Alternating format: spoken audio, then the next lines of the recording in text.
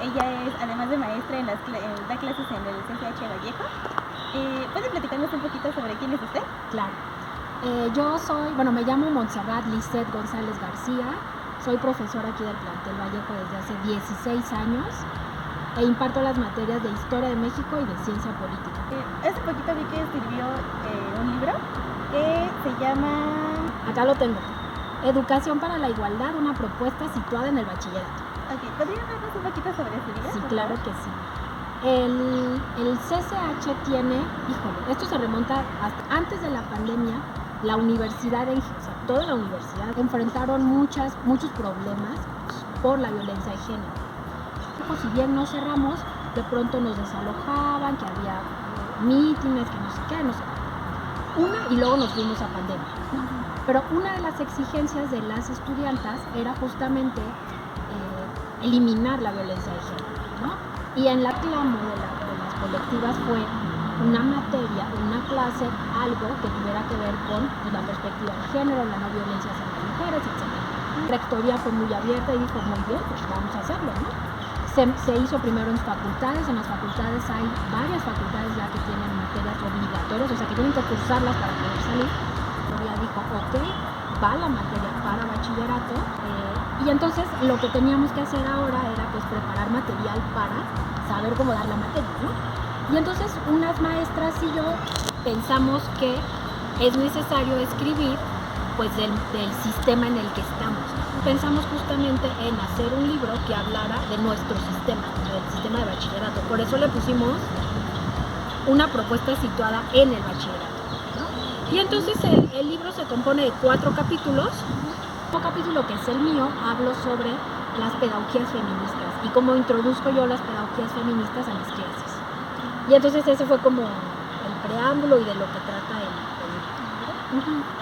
¿Y para usted qué significó escribir este capítulo de su libro? Porque tengo entendido que usted es activista y es parte de muchos movimientos, sobre todo feministas, que es lo que estoy viendo. Para usted, ¿qué representó hacer ese capítulo? Fíjate que fue algo, yo diría hasta terapéutico. Antes de la pandemia, cuando había asambleas, para hablar, digamos, teníamos que usar un megáfono, ¿no? Entonces yo, por fin levanto la mano, por fin me dan el megáfono, y entonces yo cuando hablo, digamos, o cuando empiezo a hablar, se me ocurre decirles, te estoy hablando en la explanada. Yo creo que había, no sé, como entre 700, 900 estudiantes, eran muchísimo.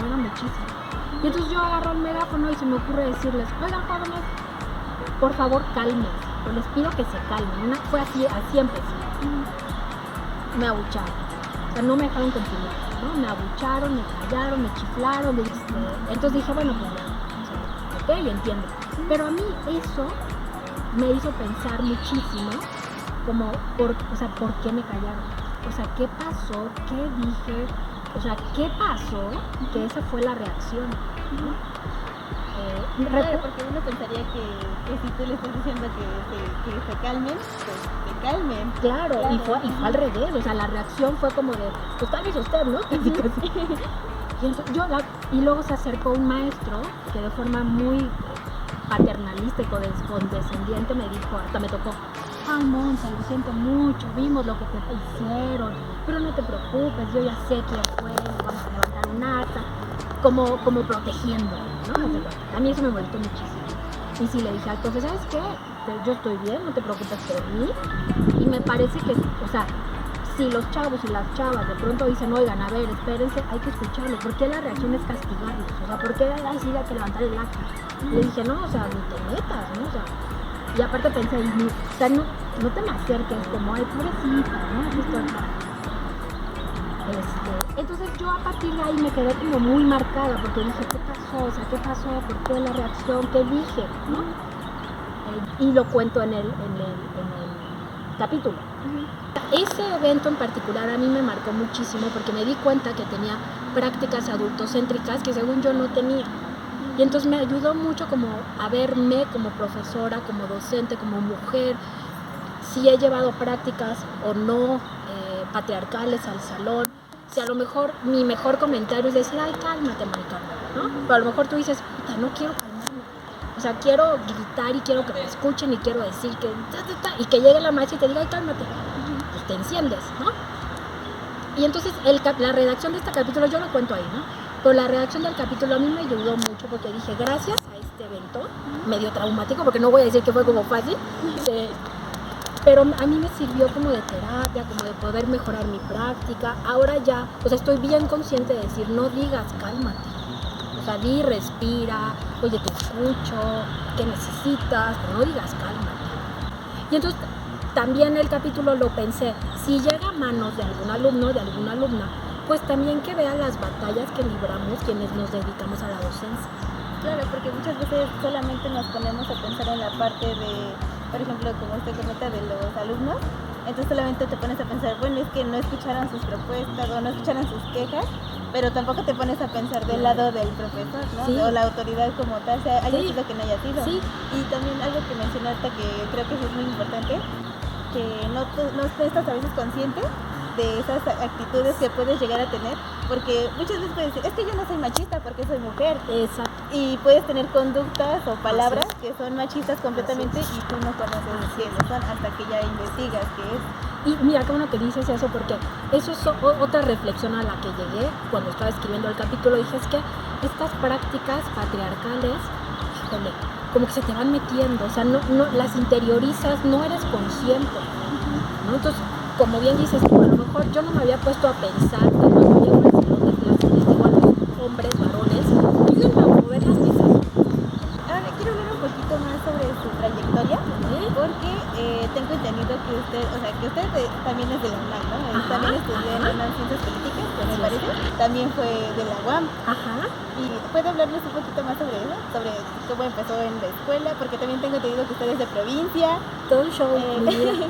Y que nada a interesarse por las ciencias políticas. Y cómo pasar de la UAM a la UNAM, y si también tuvo mucho como que ver en su manera de pensar. Sí, fíjate, ese libro estuvo maravilloso porque aquí en el CCH hicieron un seminario y entonces los chavos, las chavas lo tomaban porque querían. Eso es bien interesante porque por lo regular como que obligamos a nuestros grupos, ¿no? Así como de, hay este seminario, vamos a ir muchachos, ¿no? Vamos a ir. Pero los profesores que lo organizaron les dijeron a los chavos y a las chavas, miren, hay estos 3 seminarios, ustedes decían a cuál meterse. Se metieron a ese de igualdad de género y entonces para finalizar les pidieron que hicieran como una especie de artículo, de entrevista, de reportaje de mujeres que inspiraran, así se llama de hecho, mujeres que inspiran o algo así. Y entonces a mí me llamó muchísimo la atención porque yo tuve 3 estudiantes, 2 varones y una alumna que de hecho ya no le daba clases porque le di en Historia de México, pero me buscó.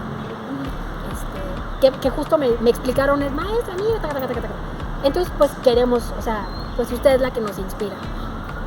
O sea, ya que te diga eso, un estudiante de bachillerato, pues para mí, yo te juro que yo casi lloré, era como, muchas gracias por pensar en mí. Y entonces sí, una parte era la biografía. Y entonces yo lo que les comentaba es que yo soy de Guerrero, soy de Zihuatanejo, Guerrero. Tengo 42 años. Entonces cuando yo vivía allá, cuando acabé el bachillerato, bueno, era prepa, no había opciones pues de escuela superior, no había buenas escuelas, ¿no? Y mi mamá, eso sí lo recuerdo muchísimo, mi mamá desde que yo tengo uso de razón me decía, nos decía a mis hermanas y a mí, cuando ustedes estudien, cuando ustedes se vayan a estudiar, cuando ustedes así, y decía, lo que ustedes quieran, pero tienen que estudiar, ¿no? Y entonces yo desde chiquita era como, sí, pues voy a ir a estudiar, ¿no? Nos venimos a México, a la universidad. Yo hice mi examen para la UAM Iztapalapa. No había ni siquiera internet en ese momento. Bueno, no se había internet, pero yo no tenía acceso a internet. Recuerdo que mi hermana ya vivía acá y le dije, oye, investígame qué se estudia en la UAM Iztapalapa, por favor, ¿no? Porque pues no sé qué más hay. Me llevo unos trípticos, ahora ya ni hay eso, ¿no? Unos trípticos así de las carreras de la UAM, como qué habilidades debías tener, cómo ibas a salir, etcétera, etcétera. Y yo los leí y dije, ciencia política es lo mismo, porque esta cuestión del poder y el análisis, o sea, me sedujo. Yo leí y dije, yo quiero esto. Y entonces, cuando me vine a inscribir, me compré mi guía, que era una cosa espantosa, mi guía, y me fui a resolver la Zihuatanejo como pude, porque pues no había internet, o sea, no era que yo me metiera a Google a ver cómo se despeja esta variable, ay, ¿no? Y entonces yo pues ahí lo iba haciendo, no estaba contestada la guía, entonces yo no sabía si estaba contestando bien o mal, pero decía, bueno, pues le preguntaba a mis profes, a mis profesoras, vine a hacer el examen y me quedé. O sea, fue una cosa para mí maravillosa porque dije, me quedé, o sea, en un examen de escuela pública, una persona que viene de un estado que tiene un rezago educativo histórico, ¿no? Y me quedé, para mí fue como, qué maravilloso. Cuando salgo, o sea, yo quería seguir sabiendo, o sea, yo dije, ¿y ahora qué? O sea, ¿qué más? ¿No? ¿Qué más? Afortunadamente, en ese momento vi, ya en internet, que se abría la convocatoria para la maestría en estudios políticos y sociales de la UNAM. Yo dije, pues voy a intentarlo, ¿no? Dije, pues, ¿qué puedo perder? Hice el proceso, que es mucho más complicado que el de la licenciatura, hice el proceso y me quedé. Y fue así como, wow, me quedé, ¿no? Entonces ya me fui a la Facultad de Política, ahí estuve los 2 años de la maestría, y un amigo que ya trabajaba aquí me dice, oye, Monse, ¿por qué no vas a preguntar si hay grupos de ciencia política? Y yo decía, ¿cómo crees que voy a ir así? Ay, hola, ya llegué, ¿hay grupos? Sí. Yo decía, pero no traigo currículum, ay, Monse. Bueno, yo pregunté en ese momento a la secretaria académica, ya vamos a empezar y no tenemos profes de ciencia política. Y ya me dijeron, hay 5 grupos disponibles, tú dinos cuáles quieres. Hace 16 años. Y bueno, como ya le habíamos mencionado, usted es activista. ¿Para usted qué significa ser activista? Y puede hablarnos un poquito más sobre en qué tipo de este tipo de ramas se avienta, porque tengo entendido que aparte de estar en el ámbito feminista también va como mucho a los derechos de la comunidad LGBT y cosas así. Para mí el activismo empezó desde ahí, o sea, en mis clases, porque decía, bueno, yo como maestra también estoy dejando una huella y un posicionamiento político en mis estudiantes, y yo quiero que me recuerden como, ay, la maestra que un día me animó a participar y gracias a eso pude tener seguridad, y entonces ahora hasta en el metro le digo, oye, déjame bajar, ¿no? O sea, no sé. Y ahí fue donde empecé. Ahora bien, la UNAM en general y el CCH, híjole, es como muy movido también, ¿no? Entonces, de repente, pues, yo me enteraba, me comentaban, maestras, que pasó aquello, pasó el otro, que está la explanada. Hay muchos docentes, muchas docentes, y cada quien, no voy a juzgar, que cuando pasan esas cosas, ya me voy. Ya no hay clase, a ver, chavos, nos vemos. Luego sale, va y se van. Como que dicen, yo no me meto en problema. No. Yo soy como, a ver, vamos a ver qué está pasando, ¿no? O sea, me siento con mis estudiantes, escuchamos, intento hablar, me calla, ¿no? Pero lo que quiero que vean es como una maestra que está, que tiene la certeza y quiere estar con ellos y con ellas, y que reconoce que son problemas por los que están pasando, ¿no? Voy a las marchas. Y el año pasado, y que está terminando, para el 8 de marzo hicimos un bordado feminista, que forma parte de una práctica artivista, que quiere decir que es activismo y arte. Y entonces bordamos una frase en tela, pues. Hacemos la exposición, casi siempre la hacemos en Explanada para que la vean. Entonces están ahí mis estudiantes y ven como otros estudiantes se acercan y ven la frase y le toman foto. Y yo, qué padre, me llegó, o sea, esa posibilidad de que tu voz, o bueno, tu bordado sea leído por otra mujer, por otro hombre, que seguramente necesita esa frase o le hace picar el espacio de la explanada central, ¿no? Porque bueno, no solo hacemos asambleas y detenemos la escuela, ¿no? Sino que también podemos aportar, ¿no? Y eso también es como interesante de analizar, ¿no? Porque se ve como en la división de las generaciones, como los profes que son más grandes es como de, ay, no, ya, me voy, y ni siquiera piensan como en cuestionarse por qué los están haciendo, cuando en realidad ahorita los chicos, y más ahorita que como que las generaciones nuevas sí se evitan mucho como el tema de las problemáticas, ¿no? Sí, de denunciar. Y les impacta todavía más que a las personas mayores. Claro. Yo, algo que reconozco mucho de las generaciones jóvenes es que no se callan. O sea, a mí eso me encanta, porque yo digo, cuando yo tenía su edad, o sea, si un maestro me hacía este comentario, era como, pues es el profe, ¿no? O sea, es adulto, es el profe. Pero ya estas generaciones, desde, ay, no, maestra, yo digo, qué fantástico, que, o sea, ya hubiera querido yo decir no, o sea, no me hables así, o no sé, ¿no?